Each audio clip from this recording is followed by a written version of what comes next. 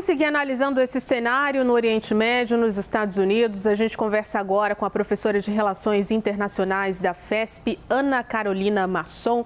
Professora, muito bem-vinda, boa noite, obrigada por aceitar o nosso convite. Queria puxar um gancho sobre o que a gente acabou de ouvir ali nessa conexão com a CNN Internacional, sobre as pretensões de Donald Trump, né? Ele começa falando sobre uma ação pontual, depois estende o tamanho o prazo para que esse conflito encerre, fala em um mês, mas que isso pode durar muito tempo. Dá para dizer que o presidente americano subestimou o poder de revide dos iranianos? Bem-vinda. Muito obrigada, Juliana. Bom, em primeiro lugar, obrigada, boa noite. É sempre um prazer estar aqui com vocês.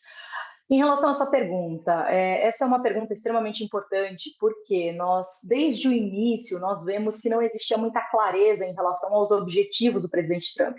Inclusive, em um discurso recente que ele fez, ele trouxe pontos que respondiam exatamente às críticas que ele recebeu. Então, ele falou que o objetivo era desmantelar o armamento nuclear do Irã, que ele queria também dizimar a marinha iraniana e falou sobre os mísseis balísticos. Então, ele, inclusive, nesse discurso, falou que os objetivos estadunidenses estariam muito claros. Ou seja, isso aqui parece uma clara resposta às críticas que ele recebeu do cenário internacional como um todo, da mídia, da academia, de internacionalistas. Então, nós vemos que ele percebe, nós conseguimos ver essa falta de clareza no que ele realmente parece querer. E aí, entrando na sua pergunta, se ele subestimou, eu não acredito que ele subestimou, então eu acredito que ele só não tinha muita clareza do que ele faria.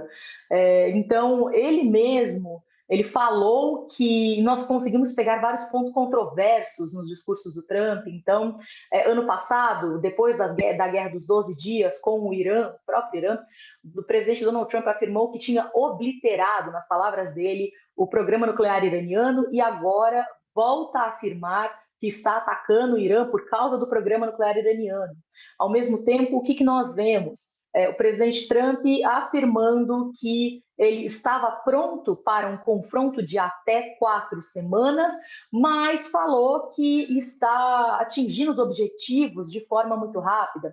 Então, nós vemos que não existe uma clareza muito grande, pontos extremamente contraditórios, até mesmo essa questão de se nós não temos clareza do objetivo, como nós vamos medir se ele realmente está sendo bem-sucedido ou não? Então, eu não acredito que ele tenha subestimado, eu acredito que ele realmente não tenha um planejamento claro, ele não tenha um objetivo no sentido de o que nós de fato queremos, até que ponto é interesse dos Estados Unidos ou é interesse de Israel, porque ele não tem muito claro aonde ele quer chegar com esse movimento. E, ao mesmo tempo, nós vemos que, de acordo com ele, a liderança iraniana foi dizimada.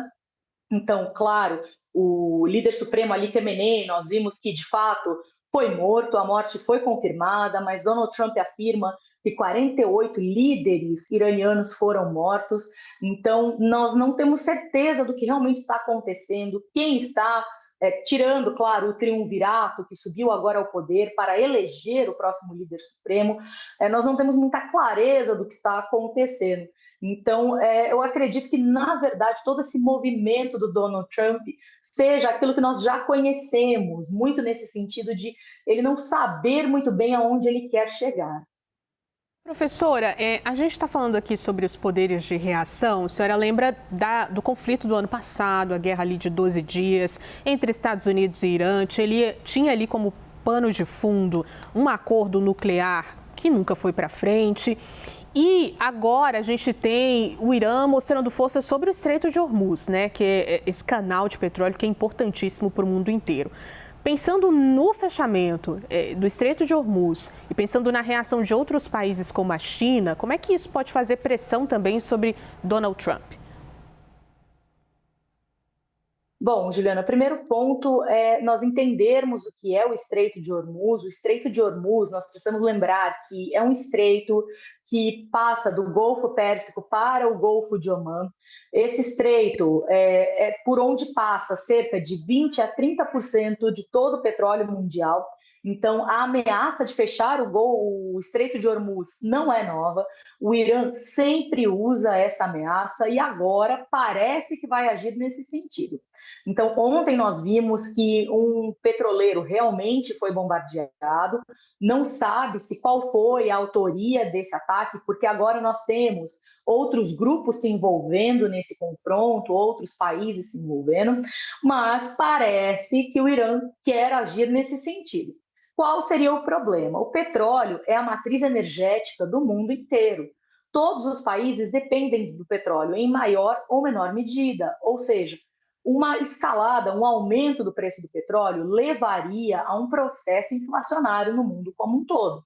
Para a China, que também é dependente do petróleo, isso seria bastante complicado, visto que a China vem em uma linha de crescente desenvolvimento. Porém, nós vemos que a China, ano passado, na Guerra dos 12 Dias, aconteceu dessa mesma forma, na situação na Venezuela, agora com o Irã novamente.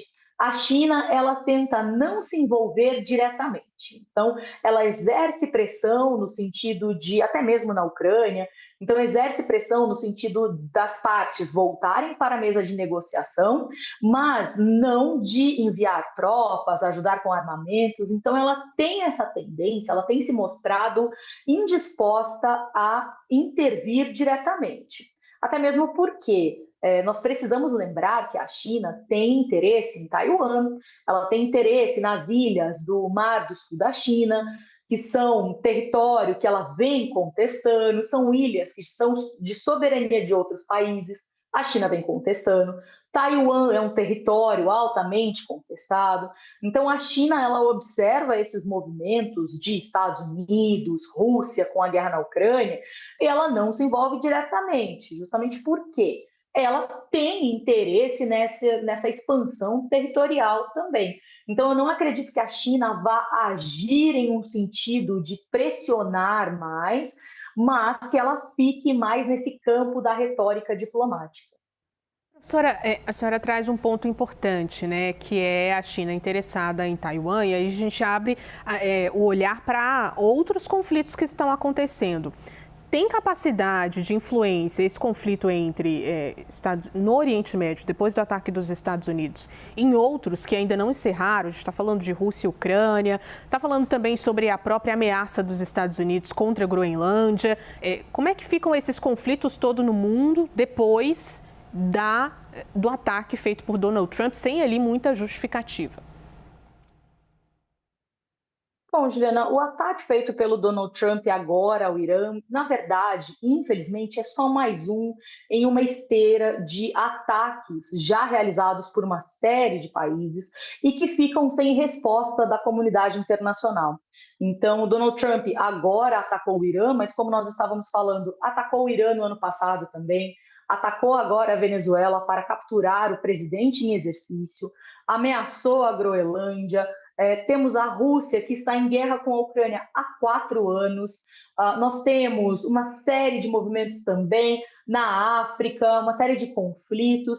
Então, infelizmente, o que nós estamos assistindo é um forte questionamento do multilateralismo, da comunidade internacional, da Organização das Nações Unidas, das organizações internacionais no geral, porque infelizmente nós vemos a incapacidade de ação, como essas instituições elas estão engessadas dentro das suas constituições, que são bastante antigas, que são para uma realidade internacional bastante diferente. Então, a ONU, por exemplo, quando foi criada em 1945, boa parte dos países africanos ainda eram colônias. Nós estamos falando de uma realidade completamente diferente daquela que nós vivemos hoje.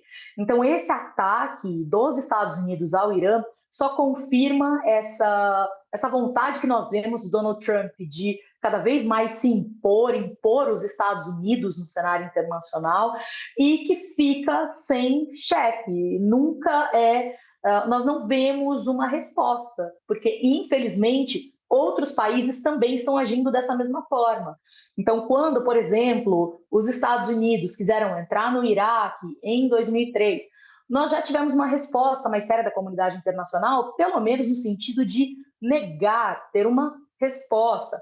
Agora, nós não conseguimos nem ter uma resolução negativa no Conselho de Segurança. Por quê? Estados Unidos é membro permanente, Rússia é membro permanente, China é membro permanente. Então, são todos países que possuem o chamado poder de veto e acabam engessando a capacidade de resposta da comunidade internacional. Então, infelizmente, eu acredito que essa atuação dos Estados Unidos no Irã agora seja só mais e claro, um episódio extremamente triste, nós não podemos deixar de destacar isso aqui, mas é só mais um episódio nessa esteira de contestação do multilateralismo que nós estamos presenciando nos últimos anos.